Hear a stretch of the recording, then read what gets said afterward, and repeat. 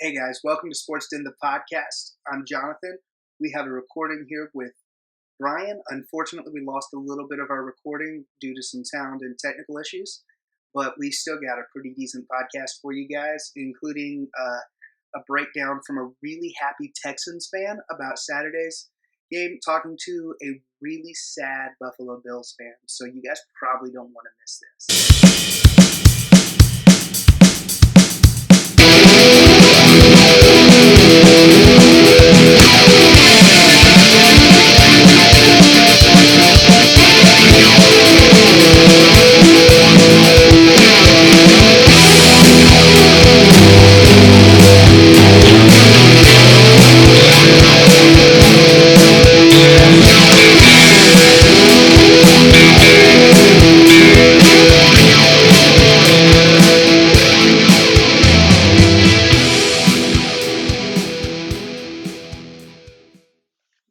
All right, let me wax eloquently about what is possibly the biggest play in franchise history.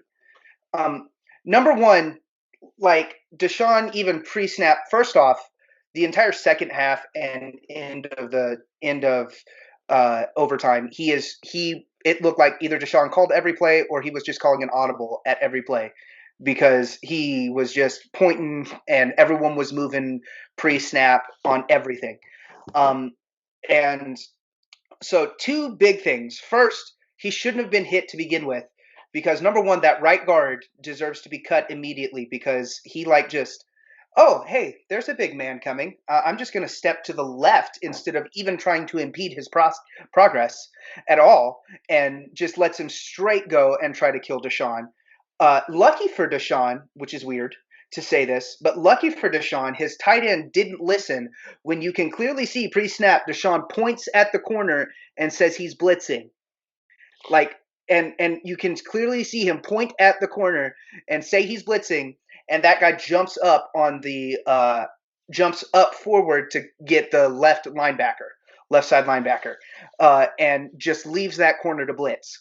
And Deshaun does one of the most athletic things ever. He sees both of them and then leverages them against each other so he doesn't get sacked. Yeah. Like, you can see he sticks his hip one way and sticks his shoulders the other way, leverages them against each other, and spins out of it. And then he does what is by far the most athletic thing I think I've ever seen him do. He is rolling away and throws the ball when he is not holding the laces. The laces were out on this side of the ball. And he is holding the ball, throws it while getting hit for the third time on the same play. And it's a dot it wobbles a little bit, but it is a dot for him not having the laces. I'll tell you that. And Brian, you said this in our group chat that the Bills' one major weakness is dump off screens to a halfback. Yep. And Micah Hyde has been one of the most sure things in a secondary that you'll see in the NFL here. He's not flashy. He doesn't miss tackles.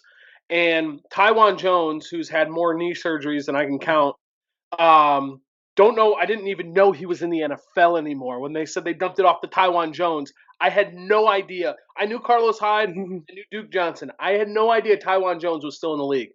And he made Micah Hyde look silly and ran it up to like the 7-yard line. That play, it was I'm very upset, obviously, about how the outcome of the game happened. We had multiple opportunities to win that game before that play, so I can't pin it on that. But that was one of the best football plays you'll see this year, if not the last 5 years. I do give credit. Deshaun Watson played really well. And here's, honestly, the moment was too big for Josh Allen. I think Josh Allen, and here's what I mean by that. Josh Allen, I have been a Josh Allen apologist all year, and I do think that he made improvements as a whole. In the first half, he played pretty well. With all things considered, he almost had I don't know if you saw this. He had 98 yards rushing. In that game. Like, he ran all over the Texans in the first half, up 16-0. And then something happened in the second half when Deshaun Watson, I think it was his first touchdown, where he dragged 3 or 4 defenders into the end zone, which was pretty. Mhm. I mean, I'll give credit, man. I'll give credit to Watson. He balled out, but it almost looked like Josh Allen said, "Okay, now I have to go do the same thing. I have to go. I have to go make this big play. I have to go to do this big thing." And all we were asking him to do was protect the 16-point lead with and lean on our defense. And listen, if you go kick 2 or 3 more field goals in the second half, you win that game, right? Like you don't have to make the big play. There was a minute or so, minute and a half left. Josh runs for about 15, laterals it to Dawson Knox. It wasn't necessary. It felt like he was panicking and didn't know what to do. And then our coaching staff too. Like, listen, it's 4th and 27. Like, I understand like the situation.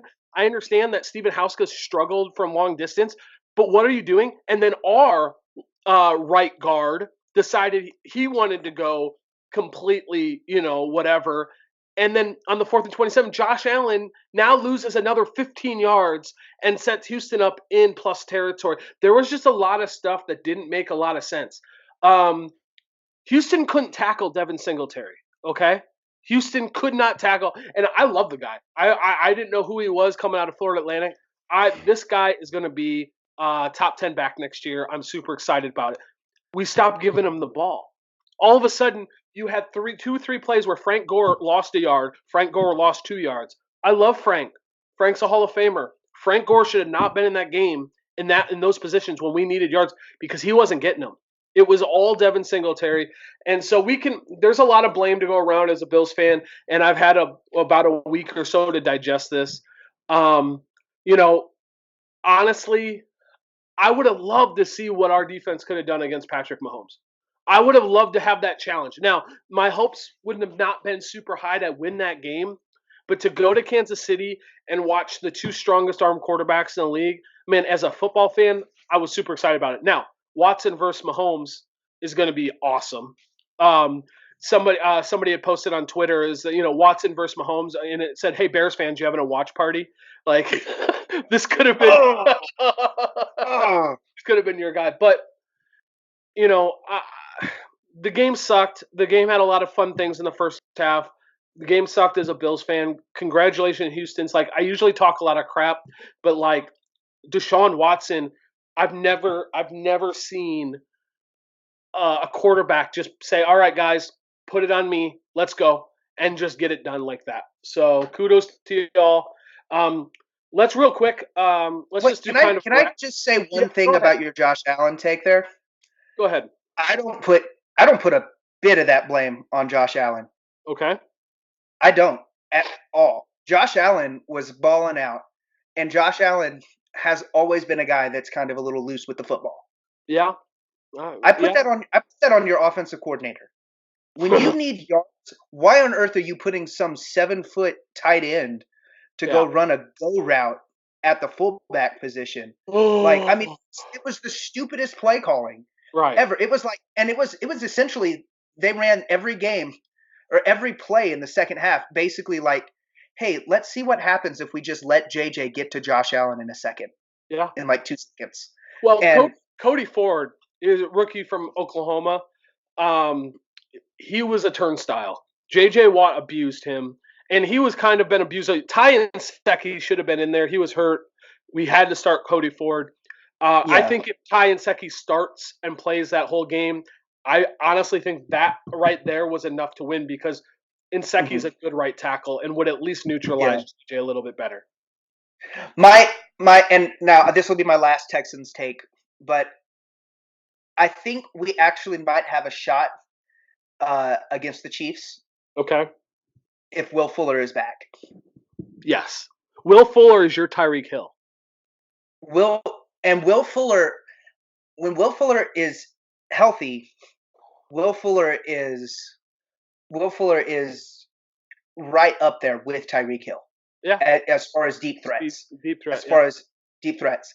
And only problem is Will Fuller seems like his bones and joints are held together with wet toilet paper.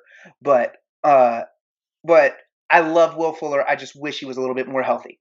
Yeah, I mean that's the whole knock on him. If Will Fuller would play full seasons or even 13, 14 games in a season, he'd be a Pro Bowler.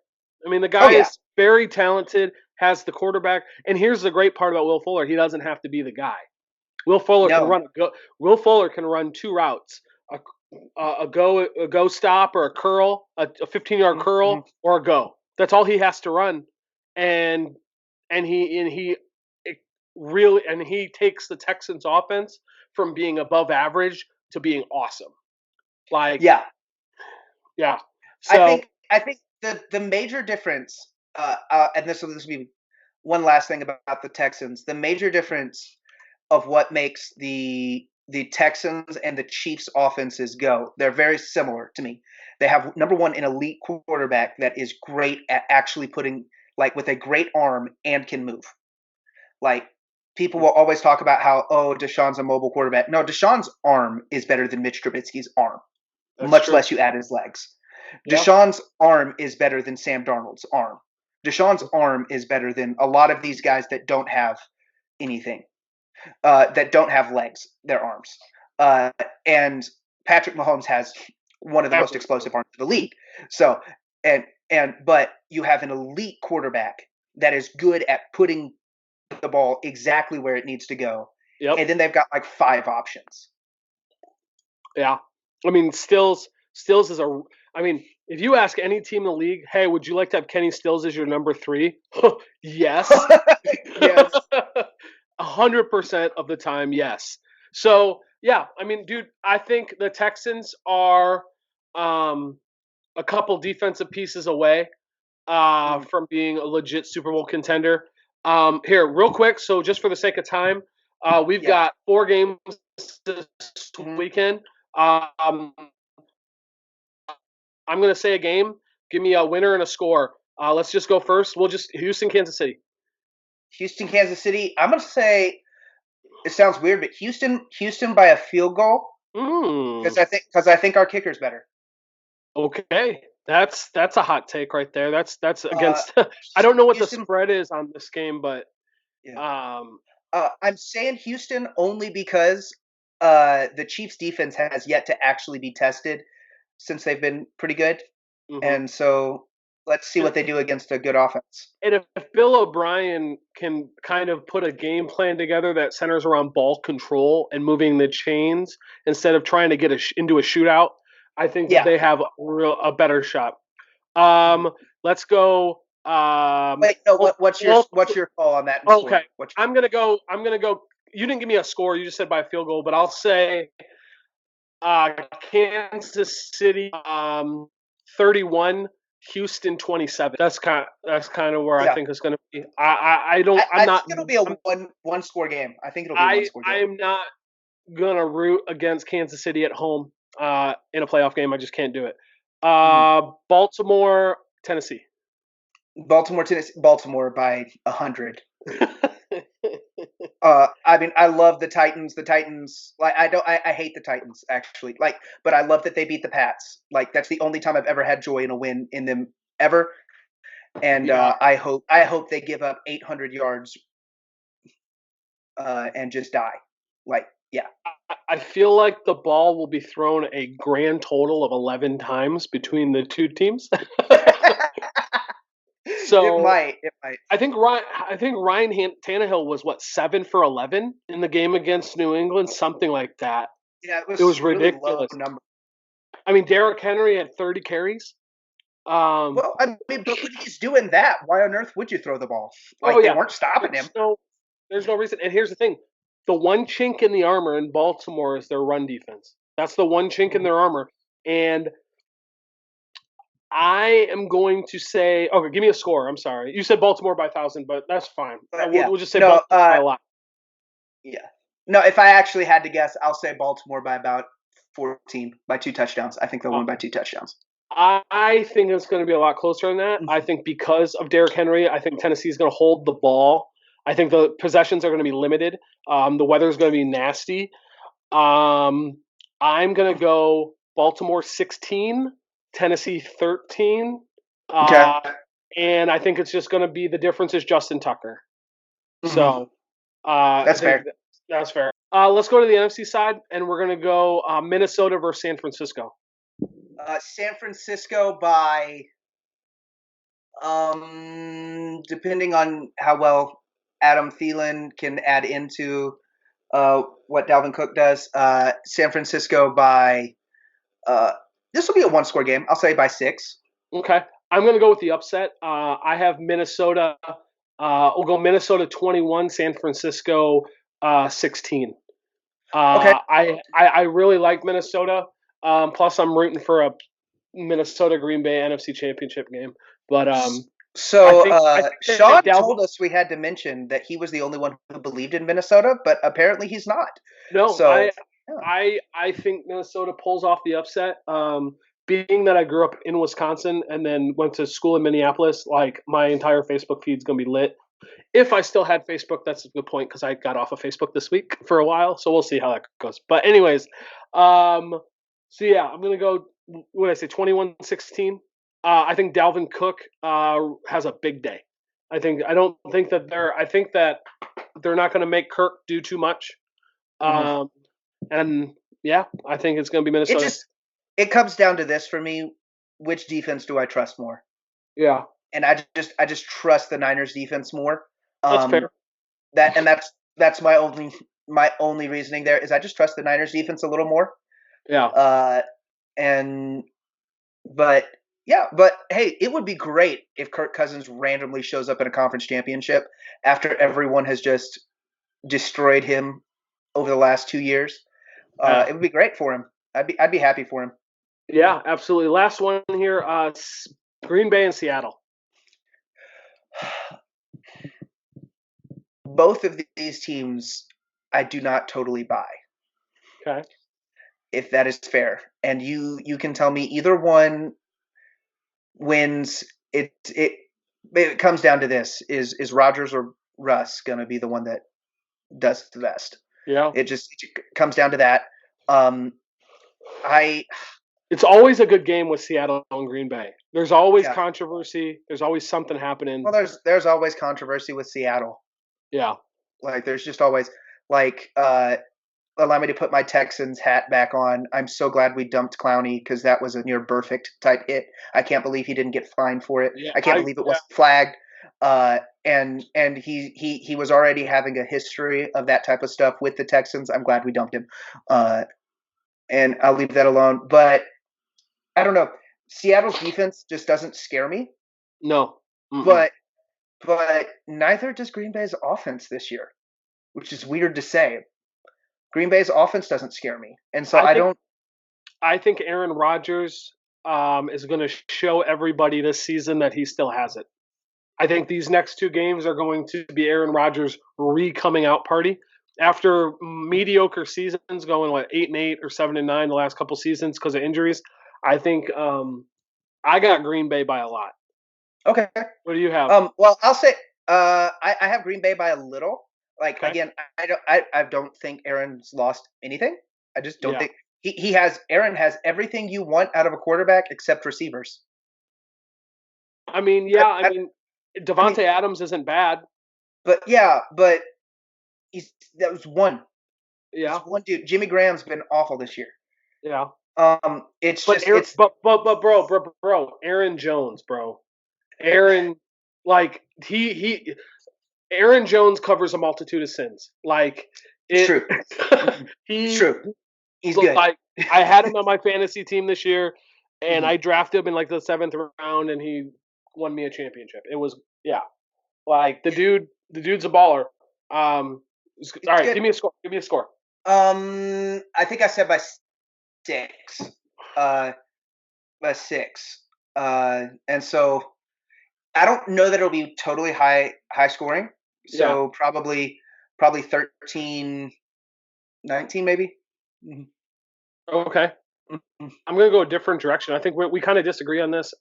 Green Bay 34, Seattle 20. Okay. So 34-20 Green Bay. So let's go back over to the AFC. You've got Houston and you've got Baltimore in the AFC Championship game. Who do you got? Unfortunately, you know what? No, I'm going Houston. Throw it down. 2-point conversion right at the end to win it. No, no, we're not. No, we probably won't. It probably won't be Houston and Baltimore. It'll probably be Kansas City and Baltimore. But I'm gonna say Houston. Houston is gonna win 2-point conversion. Somewhere in the third quarter is gonna be the difference. So it's gonna be Houston by 1 point because they just won't be able to get there against Baltimore. Yes. All right. And on the other side, who do you so you got San Francisco and Green Bay? San Francisco, Green Bay. San Francisco, I trust them a little bit more. Uh, I think last week with Sean, I picked San Francisco to win everything, Yeah. and I'm probably gonna stick there as well. Okay. I've got in the AFC, I'm going to go Kansas City over Baltimore in the AFC Championship game, but barely. I think it's going to be a high-scoring game. I think Baltimore is going to run all over them. Kansas City is going to pass all over them. I'm going to say 35-31 Kansas City. And I think that's going to come down on a final drive where Kansas City is down by 3. They win by 4. And so I've got Kansas City in the Super Bowl on the side, and I've got Green Bay beating San Francisco. And I have so my Super Bowl is Kansas City, Green Bay. And I'll just say for your 2 picks, who's your winner of the Super Bowl?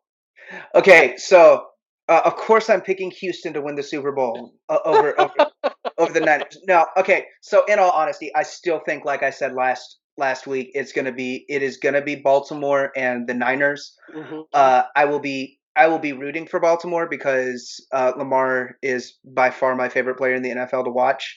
Yeah. By far, even more than Deshaun, which is crazy for me to say, but I love Lamar. It's awesome. I'll be rooting for them, but I think the Niners will win by this one really dumb dump off to Kittle, probably. And so, but it'll be more defense. And like you said, I trust the Niners defense a little bit more than I trust Baltimore's defense. So that's who I pick. But but my heart will still pick Houston, which will probably have been eliminated by next week anyway. So I'm going to say Green Bay over Kansas City. Okay. 20, Green Bay 34, Kansas City 31. Mason Crosby wins it. So so I got Green Bay winning the Super Bowl. They were kind of my dark horse pick at the beginning of the year. They were one of the teams on my radar. I'm not going to go out and say I picked them, but they were definitely in the conversation for me. Mm-hmm. I just think Aaron Rodgers is just really locked in. As somebody who follows Wisconsin media a lot, I think this is his year. And the great part about Matt LaFleur and the difference between Matt LaFleur and Mike McCarthy, Matt LaFleur allows Aaron Rodgers to call his own plays and do his own thing. Mike McCarthy was very regimented. This is how it is, which is what I worry about with Dak now that McCarthy is in Dallas. Let's just go over that real quick. We got about 5 minutes left. What are your thoughts about McCarthy to Dallas? Okay, so my dad is like pumped about this because my dad's a huge Cowboys fan. Mm-hmm. My dad is super pumped about this. He is big time excited. And I looked at it, and okay, McCarthy's been to a Super Bowl. Yes. And McCarthy seems to be the type of person that is like super, super micromanaging, if that makes sense. Yes. And I don't know how that's going to work with Jerry. I'm saying Jerry. I'm saying Jerry. Jerry wants his people calling plays. We have discovered it's been about 6 years since Jason Garrett was allowed to call plays. Which at what point are you paying a dude if you're not even letting him call plays? So what that anyway. But the Cowboys are dysfunctional to the max. Mike McCarthy is a guy that could bring some sort of semblance of function to a dysfunctional place. It seems like because Green Bay was kind of dysfunctional before he got there. Here's what I worry about. Mike McCarthy doesn't like to run the ball, at all. Now he didn't have a featured back when he was in Green Bay, but if I'm Zeke I'm sitting here going like, am I ever seeing the ball again? Am I gonna hit 1,300 yards ever again with Mike McCarthy as a coach? Because he won in the thing that was the issue with Jason Garrett though. Now I know Jason Garrett wasn't calling the plays, but like even going back, I was at the Bills Cowboys game. Dak threw the ball 50 times. You have Mm-hmm. Ezekiel Elliott. You have Mm-hmm. you have the best offensive line money can buy as far as the NFL is concerned right now, and nobody wants to run the ball. And then you bring in a head coach that doesn't like to run the ball. Like you guys, in my opinion, Dallas needed to bring in a hard nosed, smash mouth kind of coach, but they got I have a hot take. they have a very finesse coach in McCarthy. I have a hot take. Give it to me. They are about to try to package Dak and Zeke for a game-changing quarterback. Who? Okay. Now I'm intrigued. Let's just figure. Let's think through this. Who could possibly offer them enough to make that happen? Houston. Yeah. No, no. They're going to go for someone they think is game-changing. Okay. So it's Are going you to be talking about Mike. draft picks? No, I'm talking about they're going to think they've got some guy that, and it's going to be something stupid. Like who's a guy who has been a recent Pro Bowler that's on a bad team. My brain is going Matt Ryan. Like that's But where my brain's going. Matt He's Ryan is so a old. less. He's old and he's a less unathletic version of Dak.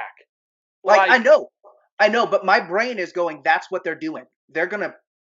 That's the only way it makes sense to have brought in Mike McCarthy. I mean, you know what would be really interesting? You want to break the internet? Cleveland gets fed up with Baker.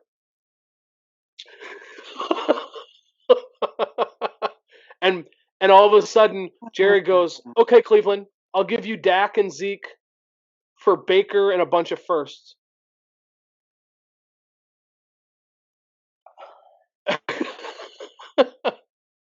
You see, my problem is I like Dak as a person, Yeah. and there is no way on earth I want a quarterback going to the Browns. Like Baker What was about annoying in college, so I'm yeah, okay with it. And Baker's yeah, kind of been annoying as an adult, so I'm okay with him staying with the Browns. right. I don't want someone that I thought was a genuinely nice person like Kyler Murray uh Right. or or Joe Burrow, or I don't want those guys going to the Browns. Right. I don't want a Dak going to the Browns. Right. I mean, there's like I'm sitting here thinking like, okay, what are teams with young quarterbacks Yeah, that, Sam Darnold. So I think Dak if you Dak switch. I Dak think to if the you switch that, that's Jets. a Pro Bowl. That is a deep playoff run roster. If you switch Dak and Sam Darnold. That's what I'm saying. If Dak goes to New York, they have C.J. Mosley, they have Le'Veon Bell, they've got some receivers on the outside. You send Dak to New York, send back Darnold, and then some change on both sides. That could. Do they want Jamal Adams as well? I think I don't think. they I don't demand think Jamal Adams is. Adams. I don't think. I think Adams is more valuable to the Jets than Darnold is. I think Yeah. Adams is a game changer on defense that doesn't get enough credit because he plays on a bad team. I think Adams No, could be the best safety in the league, not named Minka Fitzpatrick. no, I fully agree, but I think if they're making that big trade, I think Yeah. they demand Adams. So Dak. So you go Dak for Dak and 2 firsts or 3 firsts for Sam Darnold and Jamal Adams. Who says no there? Like who says no? Really? Like Yeah, I mean, because a game-changing safety in on that team that just couldn't all they the only issues that defense really had was they couldn't create turnovers, and then right, you throw in a Jamal Adams in there, and then right. the only issue that the offense had You, you, is you know you know who you could get for cheaper though. Here's the thing: oh okay. is is Indianapolis is not very good right now, but Malik Hooker is. And Malik Hooker and Jamal Adams are very, very yeah, similar. that's true. So who needs a quarterback, right? Coach? Wait, hold up. Who needs a quarterback right now? Indianapolis. Dak to the Colts for Hooker and picks. And then conspiracy further. Andrew Luck comes out of retirement to play for the Cowboys. Because then he's like, look, that's an offensive line I can be healthy behind. And so in the trade Andrew Luck's right to the Cowboys so that Jerry can legally make a phone call without tampering and say, you're now a Cowboy, but if you want to come back. Yeah. Let's write the book. Write the movie right now. Like, all right. Oh man, this is fun. We should do more like conspiracy theory scenarios. So, I mean, there's a lot of like, oh my god, like I could, would be hilarious. Imagine, Malik Hooker. Like to me, the Colts. Like, I know we goofed around about the Jets one, but the Colts one makes sense. Like, oh yeah, like, and that's the thing. The thing with me is, like, that would make sense to go get Matt Ryan. If you can ship off Dak to Indy, get Hooker back, and then somehow use some assets to get Matt Ryan to come over. Matt Ryan and Malik Hooker for Dak and some picks. That's not bad. It's not the worst thing in the world. It's not. This is Madden talk. I mean, it's not realistic. There's a lot of numbers that have to work out with contracts and stuff, but I don't know. Well, and NFL trades are so much more confusing than NBA trades. Oh yeah. No, NBA contracts it's way easier to manage those than NFL ones. That's why trades don't usually happen player for player in the NFL, because the contracts have to line up so perfectly that it just very rarely happens. That's why you get players for picks. So well guys, that's all we got tonight. This was fun. We should do more of this. Like, we could do like an NBA conspiracy theory night. We're just talking about great. That's great. Love it. I like it. We'll bring it up to the guys and we'll just talk like, give me your best conspiracy theory trades. So yeah, but anyways, my name's Brian. This is Jonathan. Check us out on Facebook at the Sports Den, or Sports Den the podcast. Also check out our merch store at fourthandlongdesigns.com and click on the tab that says Sports Den. You got anything else, Jonathan? Nope, that's it. See you guys later.